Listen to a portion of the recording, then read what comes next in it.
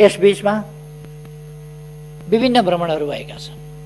भ्रमणहरूको आदान प्रदान भएको छ चीनसँग, भारतसँग। कसैले प्रश्न उठाउँछन् चीनको फलानु किन आयो? मित्र देशका मान्छे आउँछन्, कुरा गर्छन्, जान्छन्, भलो चिताउँछन्, जान्छन्। भारतका मान्छे किन आए भनेर सोध्छन्, आउँछन्, कुरा गर्छन्, भलो चिताउँछन्, जान्छन्, संवाद गर्छन् हामीसँग। अघि भर्खरै मैले भने परराष्ट्र सचिव नेपाल भ्रमणमा आए गए, भारतका प्रधान सेनापति आए गए, हाम्रो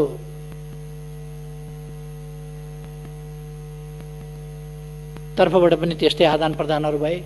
भर्खरै केही दिन अगाडिको मात्रै कुरा गरेँ। अघि मैले ऊर्जा सचिवको नेतृत्वमा एउटा टिम गयो, उपलब्धिपूर्ण वार्ता भए। अब 4 दिनपछि, अझ 3 दिनपछि भने पनि भयो। आज 10 तारिक भयो क्या होइन? आज 10 तारिक भयो।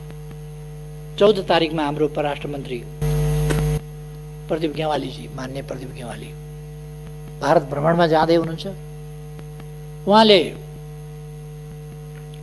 हामीले हाम्रो भूभाग समेत सामेल गरेर छापेको नक्सा अथवा नक्सामा छापिएको भूभाग समेतका विषयहरू, विभिन्न विषयहरूमा छलफल गर्नुहुनेछ र हाम्रो भारतसँगको सम्बन्धलाई अझ व्यवहारिक रूपमा सफलतापूर्वक अगाडि बढाउन योगदान गर्नुहुनेछ।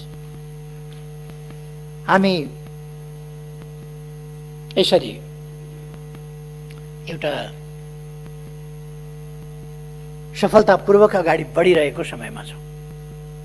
अब निर्वाचनमा देश गइसकेका छ। म सम्माननीय अध्यक्षज्यू मार्फत सबैमा आग्रह गर्न चाहन्छु, देशवासीमा आग्रह गर्न चाहन्छु, कुनै भ्रममा, अन्योलमा, अलमलमा पर्ने आवश्यकता छैन। यो लोकतन्त्र, यो संघीय लोकतान्त्रिक गणतन्त्र, यसलाई व्यवस्थित गर्ने र व्यवस्थित ढङ्गले परिचालन गर्ने संविधानलाई व्यवहारमा उतार्ने, कार्यान्वयन गर्ने हाम्रा प्रयास र अभ्यासहरू, तदनुसारका कानुनहरू र त्यस अनुसारका अभ्यासहरू, लोकतन्त्रका अभ्यासहरू अनुसार हामी अगाडि बढिरहेका छौँ। यस देशलाई हामीलाई हाम्रो राष्ट्रिय सार्वभौम सत्ता प्यारो छ, हामीलाई हाम्रो स्वाधीनता प्यारो छ, हामीलाई हाम्रो स्वतन्त्रता प्यारो छ, हामीलाई हाम्रो भौगोलिक अखण्डता प्यारो छ, हामीलाई हाम्रा राष्ट्रिय हितहरूको रक्षा गर्न अगाडि बढ्न सकेकोमा, रक्षा गरेकोमा गौरवान्वित पनि छ र हामी राष्ट्रिय स्वाभिमानलाई माथि उठाउँदै अगाडि बढाउने, देशलाई विकास गर्ने, समृद्ध नेपाल र सुखी नेपालीको राष्ट्रिय आकांक्षा पूरा गर्ने त्यस अभियानमा दृढतापूर्वक अगाडि बढेका छौँ। यो अभियान एउटा दल विशेषको मात्रै अभियान होइन, सरकारको मात्रै अभियान होइन। यो अभियान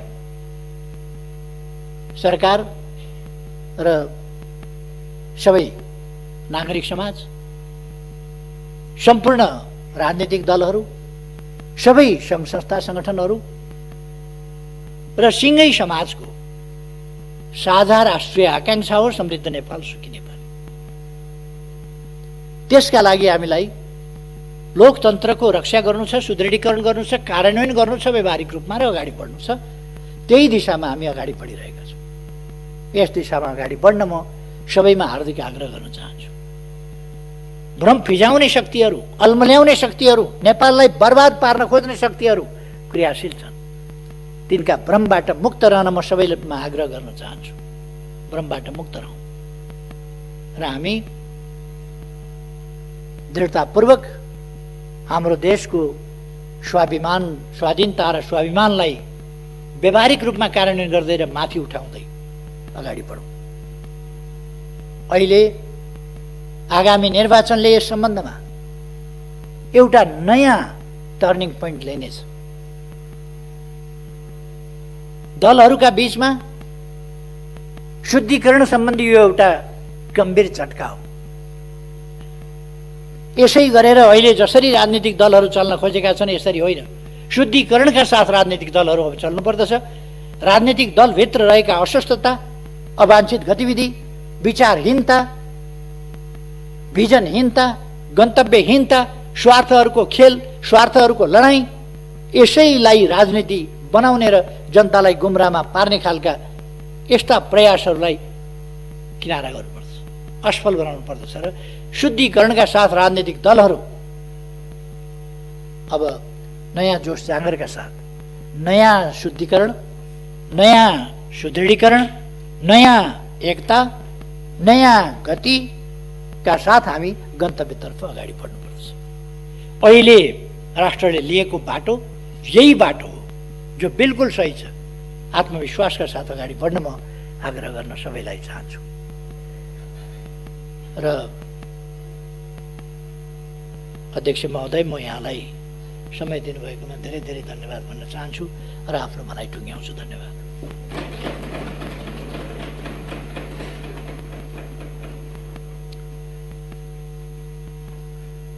माननीय सदस्यहरू, राष्ट्रिय सभा नियमावली 2075 को नियम 192 बमोजिम सम्माननीय प्रधानमन्त्री केपी शर्मा ओलीले दिनुभएको वक्तव्यका सम्बन्धमा केन्द्रित रही प्रश्न सोध्न चाहनुहुने माननीय सदस्यहरूलाई समय उपलब्ध गराउँछु। समय 1 मिनेटको हुनेछ। माननीय जितेन्द्र नारायण देव।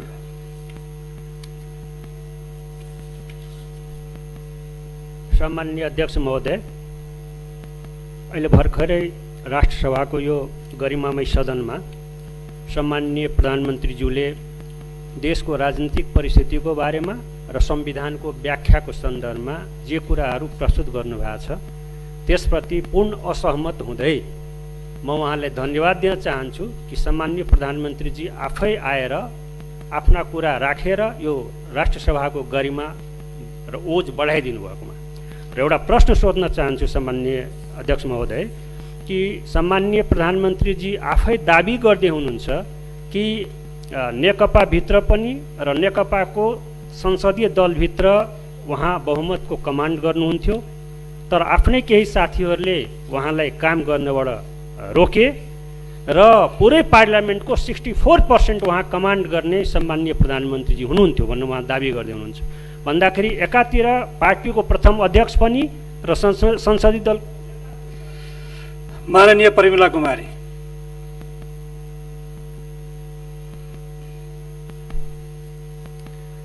सम्माननीय अध्यक्ष महोदय, सम्माननीय प्रधानमन्त्रीज्यूसँग मेरो एउटा जिज्ञासा छ। 2007 सालको संविधानलाई राणाहरूले तुहाए। 2017 सालमा राजा महेन्द्रले कु गरे, त्यस्तै राजा ज्ञानेन्द्र शाहले लोकतन्त्रको घाटी निमोठे। ठ्याक्कै त्यही रोड म्याप बमोजिम तपाईले पनि प्रतिनिधि सभा विघटन गरी अहिलेका सम्पूर्ण उपलब्धिहरू नाश हुने गरी गणतन्त्र, संघीयता, समावेशिता र धर्मनिरपेक्षतामाथि तरबार झुन्ड्याउनु भएको छ, जसको प्रतिकार सडक र सदन दुवै ठाउँबाट भइरहेको अवस्था छ। त्यसैले नै यहाँले सदन बन्द गर्न खोज्नु भएको हो र हामी राष्ट्रसभाका सदस्यहरू सदन बन्द होस् भन्ने पक्षमा छैनौँ र यसै सदनबाट प्रतिनिधि सभा पुनर्स्थापनाको पनि जोरदार माग गर्दछु। यसमा तपाईँ के भन्न चाहनुहुन्छ जान्न चाहन्छु। धन्यवाद। माननीय रमेश रायमाझी। महोदय, हजुर महोदय मार्फत सम्माननीय प्रधानमन्त्रीज्यूलाई प्रश्न राख्न चाहन्छु। यो नेपालको संविधान मैले यही सदनबाट सम्मान्य अध्यक्षज्यू मार्फत प्रधानमन्त्रीमा पुगोस् भनेर प्रधानमन्त्रीज्यूले अहिले के भन्नुभयो भने धारा 76 को 1 अनुसार बनेको सरकार भन्नुभयो। यो होइन, अहिले यो संविधान त्यहाँबाट पढियोस्, सामान्य अध्यक्षज्यूले पनि पढ्नुहोस् र प्रधानमन्त्रीज्यूलाई पनि पढ्नुहोस्। 76 अनुसार बनेको होइन, नेकपा माओवादी र नेकपा एमालेको संयुक्त सरकार धारा 2 अन्तर्गत बन्यो र धारा 5 लाई प्रयोग नगरिकन धारा 5 को प्रयोग नगरिकन धारा 7 प्रयोग गरेर प्रधानमन्त्री जानुभएको छ। त्यसकारण संसदले बनाउने अर्को संवैधानिक अर्को सरकार बनाउने सम्भावना हुँदाहुँदै यो कदम प्रधानमन्त्रीले किन चाल्नुभयो, असंवैधानिक हो भनेर हामीले भनेको। यसमा म प्रश्न गर्न चाहन्छु। धन्यवाद। जय नेपाल। माननीय प्रकाश पन्त। महोदय, अध्यक्ष महोदय मार्फत प्रधानमन्त्रीलाई मेरो प्रश्न छ। मृत्यु पर्यन्त आँखा दान गरेको यो त मर्ने चिज रहेछ भनेर त्यसलाई मारेरै आँखा निकालियो। संसदको विघटन पनि यस्तै भयो। संविधान च्यातेर निर्वाचन कसरी हुन्छ? नहर भत्काएर रोपाइँ गर्न जा भने जस्तो भएन। नहर नबनेसम्म रोपाइँ हुन सक्दैन। संविधान बचे चुनावमा जाउँला। चुनाव त राजाले पनि गर्छु भनेका थिए। जमिन खोजेको चित्र बाँड्नुभयो। चुचे जमिन ल्याउन नसकेर संसद भङ्ग गर्नुभएको हो। जतिसुकै तर्क गरे पनि संसद विघटन अलोकतान्त्रिक र असंवैधानिक छ, अत्यन्तै खेदजनक छ। गेस्ट पेपर पढेर भएन प्रधानमन्त्रीज्यू, संविधान पढ्नु पर्यो, संविधान। धन्यवाद। माननीय सदस्यहरू, अब म सम्माननीय प्रधानमन्त्री केपी शर्मा ओलीलाई माननीय सदस्यहरूले उठाउनुभएका जिज्ञासाका सम्बन्धमा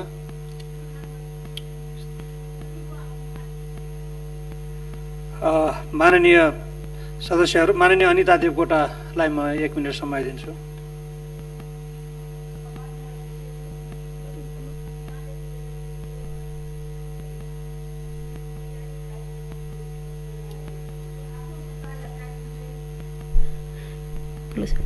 सम्मानीय अध्यक्षज्यू, संविधानले दिँदै नदिएको असंवैधानिक कार्यको म घोर भर्त्सना गर्न चाहन्छु। आफ्नो सत्ता यात्रा टुङ्गिँदै गर्दा संसदको घाँटी रेट्न पछाडि नपर्ने प्रधानमन्त्रीले कसरी निर्वाचन गर्छ भनेर म प्रश्न गर्न चाहन्छु। त्यसै गरी धनगढीमा भएको आम सभामा निर्मला पन्तको बलात्कारी खै भन्ने टी सर्ट लगाएकोलाई समातियो। अब के संविधानको मौलिक हक अन्तर्गत धारा 17 पनि विघटन भएको हो भनेर म सोध्न चाहन्छु। र त्यसै गरी संविधानको 101 मा महा लेखेको छ, 119 मा राज लेखेको छ।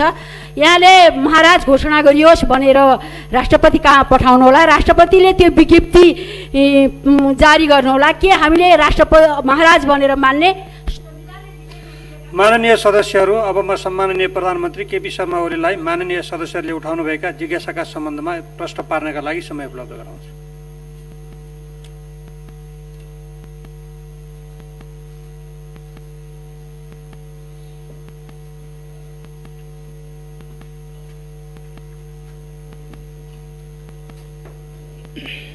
सम्माननीय अध्यक्ष महोदय, सबभन्दा पहिले त म माननीय सदस्यज्यूहरू जसले प्रश्न गर्नुभयो, सक्रिय सहभागिता जनाउनुभयो, त्यसका लागि धन्यवाद भन्न चाहन्छु।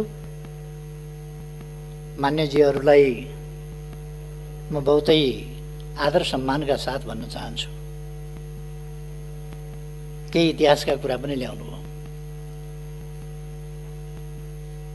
7 सालको संविधान कसले खायो भन्नुभयो, मलाई अचम्म लाग्यो। 7 सालको अन्तरिम संविधान, त्यो अन्तरिम संविधान कुनै जनताले बनाएको संविधान थिएन। त्यसबेला राजाबाट घोषणा गरिएको संविधान थियो। त्यसलाई पछि राजाबाटै दिइएको, नेपाली कांग्रेस समेतको सहमतिमा दिइएको 15 सालको संविधान, जहाँ राजाले संसद विघटन गर्न पनि पाउने, सरकार विघटन गर्न पनि पाउने, जे पनि गर्न पाउने, त्यो संविधान प्रति सम्मरण, त्यसलाई संशोधन, खारेजी, जे पनि गर्न पाउने अधिकार थियो। र अर्को धारामा अरू सबै धाराहरू संशोधन हुन सक्ने, तर महाराजधिराजका त्यस्ता अधिकारहरू रहेको, जे पनि गर्न पाउने अधिकार रहेको धारा, संविधान खारिज गर्न पाउने, संसद विघटन गर्न पाउने, सरकार विघटन गर्न पाउने, आफ्नै हातमा शासन लिन पाउने, जे पनि गर्न पाउने स्वेच्छाचारी धारा चाहिँ श्री 5 बाट पनि संशोधन गर्न सकिने छैन भन्ने व्यवस्था गरेका थियो। नेपाली कांग्रेसले दुर्भाग्यवश त्यो संविधान मानिदियो। त्यसै कारण धारा 55 अनुसार 17 सालमा कु भएको थियो। 17 सालको कु थियो, तर गल्तीले, कमजोरीले मानिएको संविधानको धारा अनुसार थियो। मैले दुःखका साथ भन्नुपर्छ, हामी सबैले त्यस्ता कुराहरूबाट शिक्षा लिनुपर्छ। मलाई नराम्रो लागेन साथीहरूले अलिकति आलोचना गर्नुभयो। असंवैधानिक विघटनको घोर विरोध, घोर भर्त्सना गर्दछु भनेर दलले बोल्न लागेको छ मान्यजीहरूलाई। अब आफ्नै बोली पनि खास नभएको हुँदाखेरि दलहरूका आफ्ना आफ्ना विचार हुन्छन्, त्यसमा मैले खासै केही भनिरहनु पर्ने छैन। दलको अडान राख्नुभयो, धन्यवाद छ साथीहरूलाई। त्यसले कस्तो हल्ला फिजाइँदै रहेछ देशमा, कस्ता प्रचार गरिँदै रहेछ देशमा भन्ने कुरा सरकारलाई थाहा हुन्छ, जानकारी हुन्छ। प्रधानमन्त्रीको हिसाबले मलाई पनि जानकारी हुन्छ, त्यसले लाभ नै पुग्छ भन्ने मलाई लाग्छ।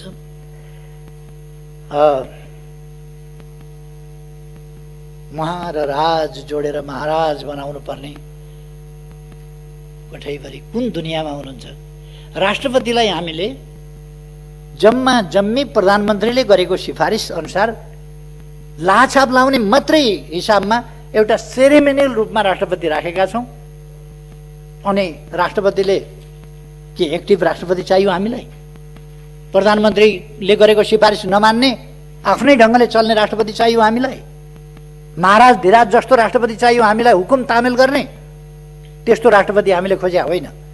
हामीले खोजेको सम्मानित राष्ट्रपति भनेको सेरेमोनियल राष्ट्रपति, जसले सम्मानित संस्थाको रूपमा, संविधानको रक्षक र पालकको रूपमा मर्यादामा बसेर काम गर्छ, त्यस्तो राष्ट्रपति खोज्या हो। न कि हामीले संविधान अनुसार नचल्ने, संविधानले तोकेका कर्तव्य पालना नगरेर संविधानभन्दा बाहिर गएर स्वेच्छाचारी ढङ्गले चल्ने राष्ट्रपति अहिलेको संविधानको कुरा पनि होइन र हामीले ल्याएको प्रणालीको कुरा पनि होइन, हाम्रो संविधानको व्यवस्था पनि होइन। त्यसकारण राष्ट्रपतिप्रति केही पुरातनपन्थी सोचका मान्छेहरू, केही मुलुकलाई पछाडि फर्काउन चाहने तत्त्वहरू अथवा आफ्नो संकीर्ण दलीय स्वार्थको हिसाबले राष्ट्रपतिको गरिमामाथि हिलो छ्याप्न खोज्नेहरूले राष्ट्रपतिको विरोध गर्छन्। त्यो हामीले देखि भोगी आएको कुरा हो, त्यसमा म धेरै केही भन्न चाहन्न। मलाई के भन्न मन छ भने फेरि पनि म दोहोऱ्याएर भन्न चाहन्छु,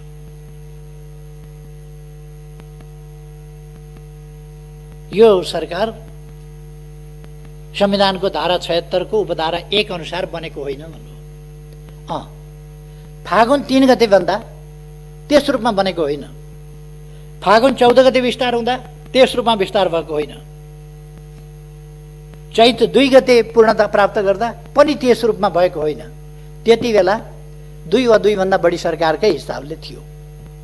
तर जब 2 पार्टीहरू मिलेर एउटै संसदीय दलको नेता छाने, 2 पार्टी मिलेर एकीकरण भएर एउटै पार्टी बनेर बहुमतको सरकार बनाए, त्यो सरकार बहुमतको सरकारमा परिणत भयो, संविधानको धारा 76(1) को सरकारमा परिणत भयो।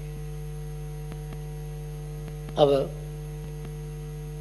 एउटा फुटबल खेलाडी भइसकेपछि पुरानो इतिहास सम्झेर त कोक्रामा खेल्थिस् नि भनेर हुँदैन। फुटबल खेलाडी भइसक्यो, त्यो जमाना परिवर्तन भइसक्यो। त्यसकारण दलहरू मिलेर जब अर्कै परिस्थिति बनिसक्यो, एक दलको बहुमतको सरकार बनिसक्यो, तब पुरानो कुरा गर्न हुँदैन। त्योभन्दा अगाडि भन्ने हो भने चुनाव लडिरहेका बेला मैले नेतृत्व गरेको दल विपक्षमा थियो, त्यस बेलाका कुरा गरेर हुन्छ? अहिले समय गतिशील छ, परिवर्तनशील छ, त्यसअनुसार नै चुनावी तालमेलका साथ लडियो, चुनावी गठबन्धनको बहुमत बन्यो, त्यसकारण गठबन्धनको बहुमतको सरकार बनाइयो। त्यसपछि दुईटै दलहरू मिलेर एउटा दल बन्यो, एकै दलको बहुमतको सरकार बन्यो। त्यसकारण त्यो एकै दलको बहुमतको सरकार होइन र त्यो। अब यसमा पनि तर्कलाई कुतर्कतिर लान मिल्छ। त्यसकारण यो एउटै दलको बहुमतको सरकार हो र एकै दलको बहुमतको सरकार भएको हुनाले धारा 76 को उपधारा 1 बमोजिमको हो। त्यसपछि अरू विकल्प रहेनन्। मैले संसद विघटनको सिफारिस गर्दासम्म म सर्वसम्मत बहुमत प्राप्त दलको संसदीय दलको नेता हुँ, सर्वसम्मत नेता। कुरा त्यो हो। यसमा पनि अलमलमा पर्नु या भ्रममा पर्नु आवश्यक छैन भन्ने कुरा म निवेदन गर्न चाहन्छु साथीहरूलाई। यसमा भ्रममा नपर्नु। र मेरो सुझाव के छ सबै साथीहरूलाई भने अब यो तर्क वितर्कमा लाग्न भन्दा तपाईँहरूलाई त आनन्द छ, चुनाव लड्नु पर्दैन। तर यस राष्ट्रिय सभाको गरिमामय अवसर मैले जो बोल्ने पाएको छु त्यसबाट म चुनाव लड्नेहरूलाई भन्न चाहन्छु, राष्ट्रिय सभामा त ठिकै छ, तपाईँहरू त स्थायी संसद भएको हुनाले, स्थायी सभा भएको हुनाले राष्ट्रिय सभा त चल्छ। प्रतिनिधि सभावाला साथीहरू, अरू तमाम मान्छेहरू, यहाँहरू पनि आफ्नो आफ्नो दलको तर्क गर्ने भन्दा पनि चुनावको तयारीमा लाग्नुहोस् आफ्नो आफ्नो दलको भन्ने मेरो सुझाव छ। मैले धेरै केही भन्नुपर्ला जस्तो लाग्दैन। म साथीहरूलाई हार्दिक धन्यवाद दिन चाहन्छु, सक्रियतापूर्वक सहभागिता जनाउनु भएको छ। खास गरी मैले बोलेको कुरामा कुनै दल विशेषको प्रतिनिधिले असहमति जनायो कि जनाएन भन्ने कुरा दर्ज गर्नका लागि साथीहरूले जुन असहमति जनाउनु भएको छ, स्वाभाविक रूपमा दलीय प्रणालीमा म लिन्छु। त्यसलाई साथीहरूलाई म धन्यवाद दिन्छु, कमसेकम आफ्नो दलको विचार दर्ज गराउनु हो।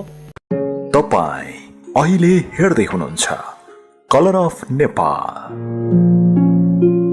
24 घण्टा ताजा खबरका लागि हामीलाई सब्स्क्राइब गर्न नभुल्नुहोला।